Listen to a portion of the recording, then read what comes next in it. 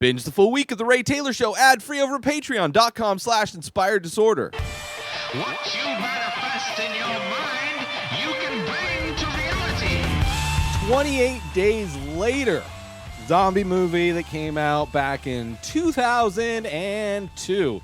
This one directed by Danny Boyle, written by Alex Garland. I'm a big fan of Danny Boyle. He's a director that has done a lot of different genres of films. And I enjoy, I think, most of, probably 90% of the movies he came out with. And this one was no different. This one is zombie movie, like I said. Starts out, it's got the, with monkeys or apes being infected, kind of almost Clockwork Orange style, being strapped down to these tables, forced to watch like horrific news footage and war footage and all that kind of stuff. They're infected with rage. Actually, kind of, there's, the scene where the apes are going crazy. Actually kind of reminded me of this horror film that I just recently watched about, it's one of those animals gone wild horror films called Shakma. Kind of a B horror film from the 80s. Very interesting. But they had like an ape that was used in the filming of that movie that was kind of terrifying. And had very similar premise to this movie where it was infected with a thing that's making it more violent. So that's kind of the premise. There's this virus, this rage virus that's spread. And 4 weeks, 28 days later, it went from the virus getting out to everything getting locked down. Let me see. There's a poster. Oh, this poster doesn't say it. Oh, no. This one does say it. Day 1, exposure. Day 3, infection. Day 8, epidemic. Day 15, evacuation. Day 28, devastation. The movie poster for 28 days later. May have gotten, I can't really see the numbers, so I believe that's the numbers that are on there. But you're following this guy, right? Cillian Murphy, who plays, his character is Jim. Jim wakes up in an empty hospital. Something happened to him. We never find out. I don't know if he knows, but he wakes up in this hospital, and it's cleared out. It's empty. And this hospital is in London. Obviously, you got the amazing scenes of London being shut down. This movie has a very gritty, raw, lo-fi kind of a feel. It feels like, in a lot of ways, has the feel of an 80s or a 70s film. That grit, that raw, just nothing's clear, low quality video. Not a lot of colors, very muted, which I think lends itself to this movie, gives it almost a timelessness in a way, despite having that almost VHS kind of grit to it. It places it definitely in a certain time, but I think the fact that it's not, I think the stylized nature of it helps, especially the fact that a lot of this movie is big open wide shots, especially showing the giant city of London completely empty, going down these streets that are just it's just epic to see. So those are shot, these giant wide shots, and then there's these super close up shots when they're in the mix with these zombies trying to survive, trying to get away. There are these super close up shots. And then there's a lot of news footage shots, stuff like that. And then everything else is super Dutch angle. It's kind of the overall style of this movie. But I think it holds up. The Dutch angles gets a little bit much, but it's consistent. It's consistent, and it helps just give that unease, which this movie, like so many horror movies, zombie movies specifically, this one illustrates in a great way how if when a zombie apocalypse happens, humans are going to be the real threat.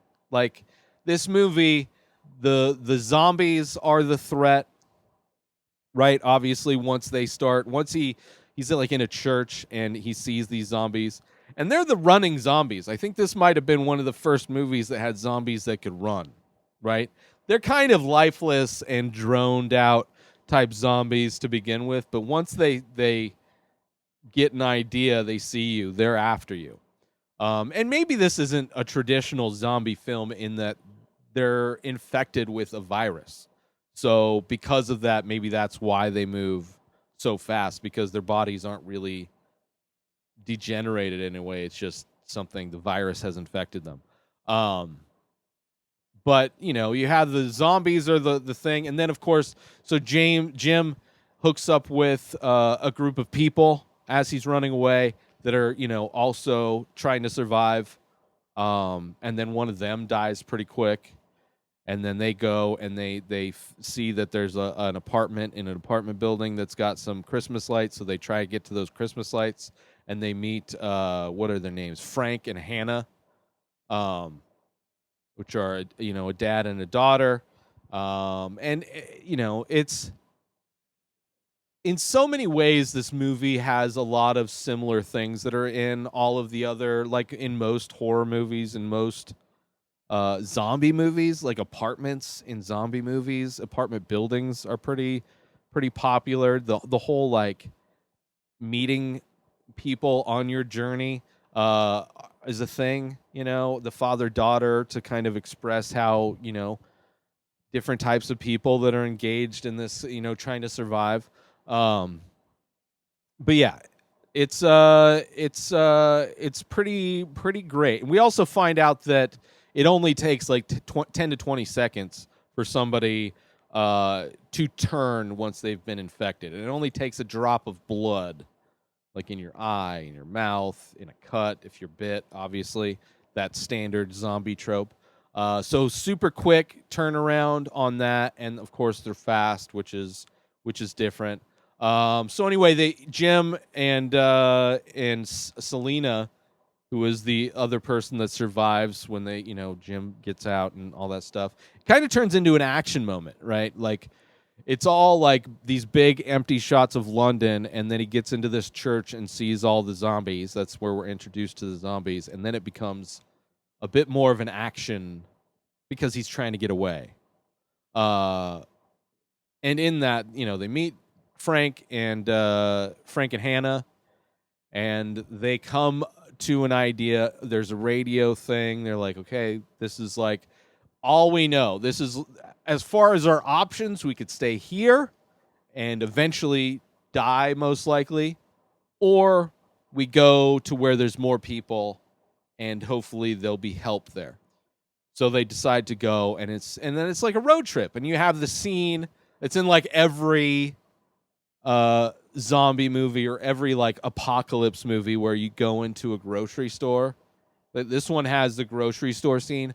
But instead of the grocery store being so cleared out because this virus was so fast, it wiped out everybody. But in 4 weeks, like most everybody's dead. So like the grocery store was untouched, which in America, that would not be the case. That would be like the first thing to go. Would be everybody just hoarding everything from the grocery store. But it has that grocery store scene, but it's completely full of everything, which is nice. Which is kind of like a nice, like a hopeful kind of fantasy of like a post-apocalyptic thing to happen, is to actually go into a store and it be full of stuff that's not bad. Like, it comments on preservatives and things like that in this movie, which in some ways could contribute to an actual zombie apocalypse. You never know. But it's a fun scene. It's a little bit of levity in a horror film and an action film and a film that's full of tension, to have that grocery scene. They also have like this scene it's kind of like the dumbest scene. It's a lot of the things that they do in this movie are not your standard horror movie, why are they doing that kind of a thing. But this one scene where they're starting on their road trip, and there's a tunnel that is the shortcut to get to where they need to go to find this broadcast, this radio broadcast. And it's a tunnel. And of course it's wrong. Even Jim is like, this is bad. This is bad news, bro. But the guy who plays James, Frank, what's his name? He's in everything. He's great. Brendan Gleeson plays the dad. So good, man. He's like, nah, I'm going to... And somehow the cars that are piled up within the tunnel he's able to drive on top of. Which, of course, he gets a flat tire. Like, something's going to happen. Like, that one scene should have been modified in some way. I'm not saying they don't go in the tunnel. I'm just saying maybe they drive to like, oh, we're not going to do the tunnel. Maybe there was a scene in there and they cut it out. But it would have justified going into the tunnel if they had attempted another route. And it's like, oh, no, we got to do this. And it would have also given that kind of like, oh, we got to go through the tunnel, and that being the only option, if the movie had taken the time to set that up as such, it would have also made sense that he would try and drive over the cars. And it's not like an off-road vehicle. It's just like an old-timey British car that's meant to drive on a flat street. But somehow it drives on top of these cars. And, of course, tire gets flat, so it's a super intense scene where, of course, first a wave of rats comes through, but then the wave of these zombies comes through. And that's, like, an intense scene, you know? Because, like, they got to get this tire switched. They end up picking it up so the girl can, like, the daughter can switch the tire real quick. And it's, of course, they get it barely in the nick of time. A little over 4 years ago, I started The Many Faces. It's an ongoing series of abstract ink portraits. Each piece is improvised. Each piece is released daily. Start collecting now. Head on over to inspireddisorder.com/TMF. That stands for The Many Faces. And save yourself 25% when you use coupon code RTS. That stands for The Ray Taylor Show, because that's what you're listening to, and I love you. So I want you to save 25% when you use that coupon code. Head on over to inspireddisorder.com/TMF and use coupon code RTS to save 25% when you start collecting one of over 1,600 original ink paintings. By myself, I made them. Support me. I love you. Back to the show. They get to the army barricade thing, right? They're like, oh, we found it. Salvation. This is where it's being broadcast from. And of course, everybody's dead. The thing is, the recording's just on a loop. Or so they think, right? So they think they're at this place. And Frank, going to just everybody's kind of looking around, they don't know what to do next. Frank goes over and he's yelling at a bird that's picking at a dead body. And there's the shot of this blood droplet that falls from the bird's perspective into the eye of Frank. And he knows, like, great acting. Like, the performances and all this, like, this movie, I love because it takes a crazy scenario, a crazy premise, zombie apocalypse, crazy,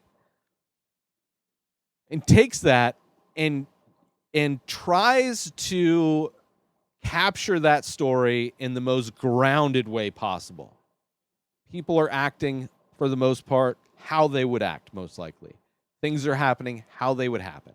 And I appreciate that. I appreciate the grounded nature and that performance from, what is it, Gleeson?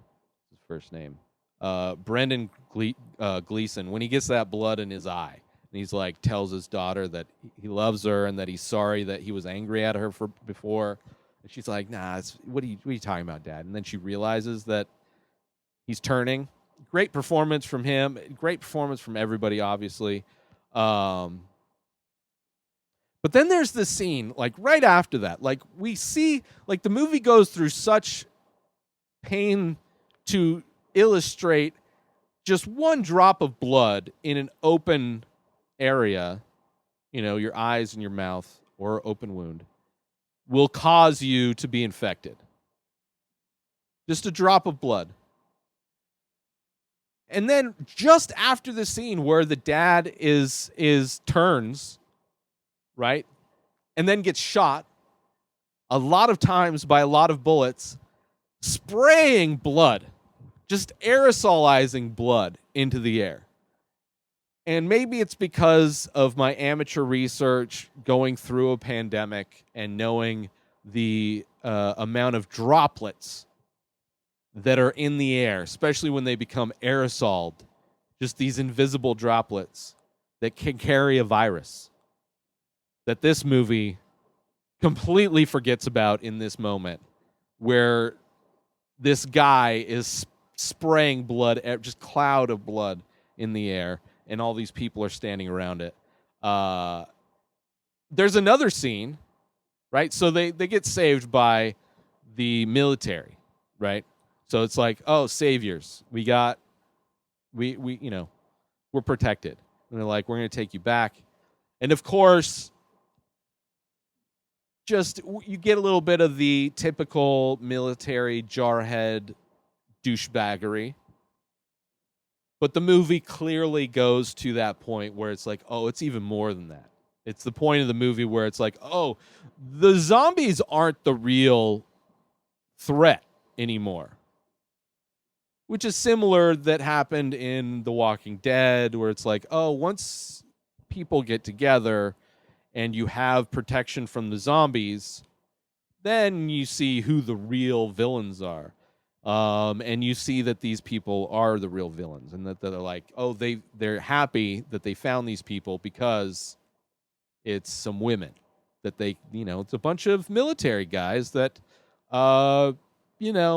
basically they're tired of pillaging.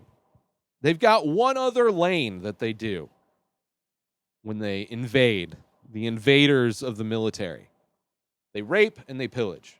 And they're done pillaging. They need the rape. So they have these two kids. Obviously, one of them is a girl, a young girl, which they don't care about. I mean, the morality of these military guys, aside from one guy, is completely gone.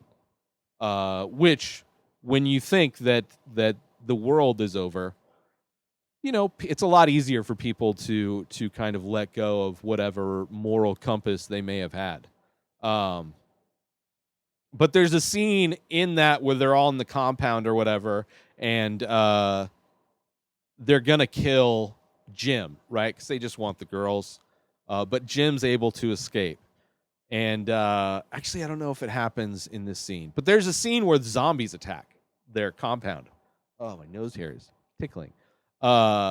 Zombies attack the compound, and they're all excited. They're like, yeah, we're going to go shoot some zombies, which would be fun. That would be the most fun thing to do during a zombie apocalypse, is to go outside and start shooting a bunch of zombies.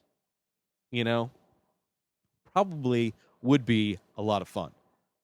But there's this scene where a zombie blows up on like a landmine, flies over, lands on another landmine, blows up again.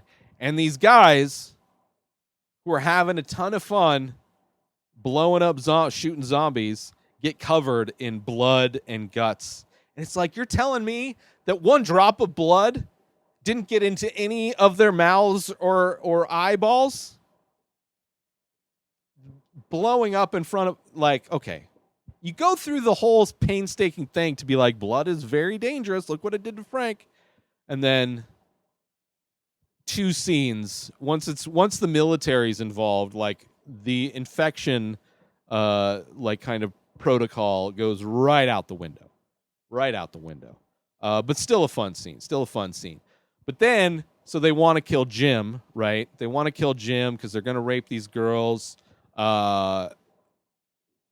Selena wants to give the girl Valium. She wants to give Hannah, I think it was Valium, something to just not make her care, which was brought up earlier. Selena was able to fall asleep, no problem, and they wake her up. They're like, hey, how'd you fall asleep so easy? when they're on their road trip. And she's like, oh, she pulls out this bag of pills. She's like, here, here's some Valium. Take this. And so that comes back. That comes back later, which is good writing. But Jim gets away. And then there's another turn of this movie where Jim is the threat. Jim goes back as this like badass out of nowhere, but granted, he's fighting not only for his life, but he's fighting to get these girls out, these women out of, well, woman and girl, child, out of this military compound because they're about to get a train run on them by all these military guys.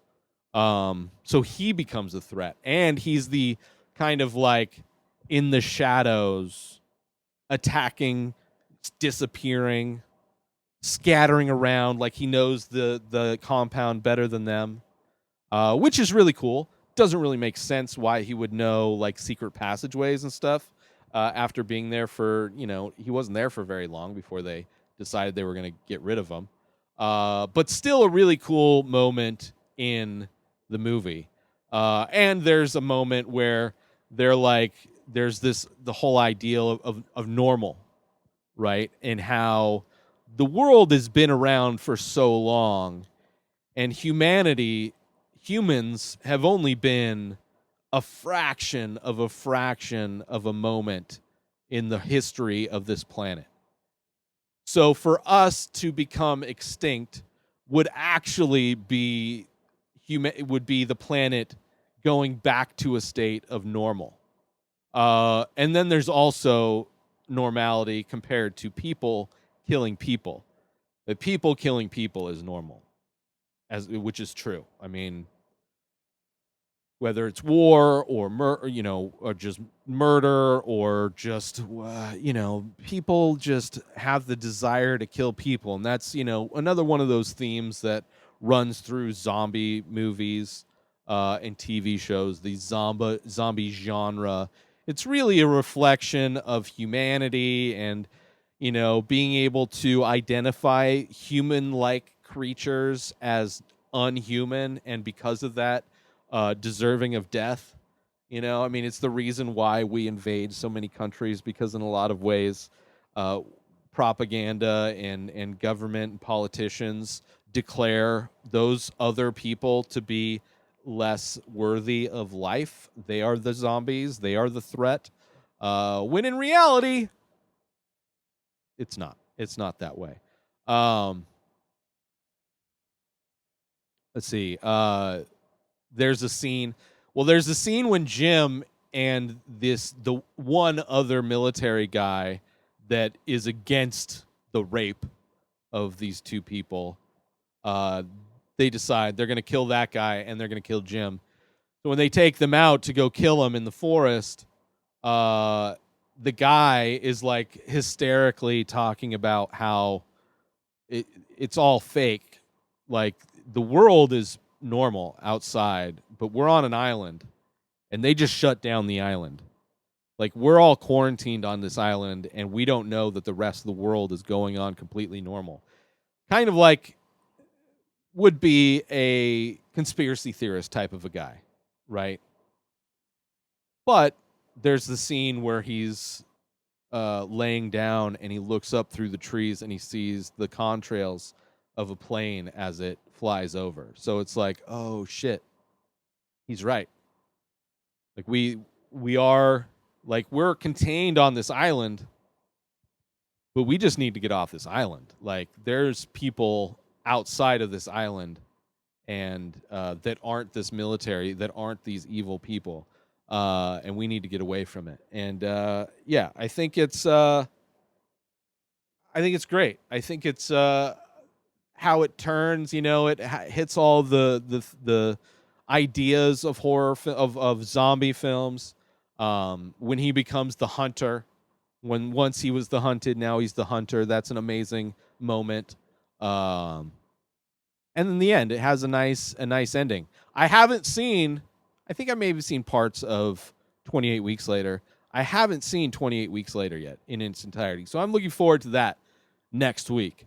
I'll be reviewing 28 weeks later, which will be interesting to see. You know, that's how many is 28 weeks? That's like 2 years and 2 months, right? 24, yeah. 28 weeks. Wait, how many? There's 52 weeks in a year. So it's almost like 6 months. Something like that's really quick math. 6 months, let's just say. So it'll be interesting to see where they take the story. I believe that the other one's more actiony. I mean, this one definitely has some action moments to it, but I mean, it's primarily zombie horror type film. And even like, I mean, I really enjoyed it. I mean, the acting's great, the performances are great, the look of it, the fact that it has that gritty, raw look adds a lot to it. All the effects are great. I mean, it's just a great zombie movie from top to bottom. Really enjoyed it.